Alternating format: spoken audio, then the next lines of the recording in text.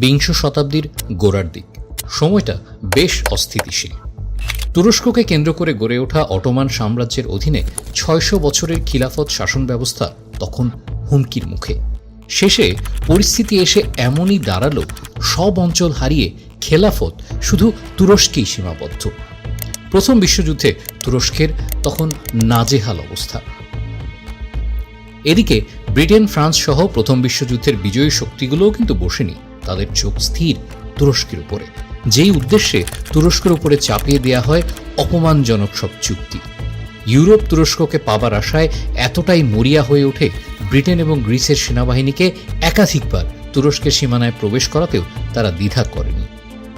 অবস্থা যখন ক্রমশই নিয়ন্ত্রণের বাইরে চলে যাচ্ছে, অটোমান শেষ সুলতান খলিফা মেহমদ তখন অনেকটা বাধ্য হয়েই মেনে নেন ইউরোপের চাপিয়ে দেয়া অসম্মানজনক চুক্তিগুলো, যার ফলাফলে খিলাফতের অধীনে থাকা তুরস্কের সার্বভৌমত্ব নিয়ে শুরু হয় বিস্তর টানাহেচড়া। যেই সার্বভৌমত্ব সংকট মোকাবেলা তুরস্কর জন্য হয়ে ওঠে নিজের অস্তিত্ব রক্ষারও লড়াই।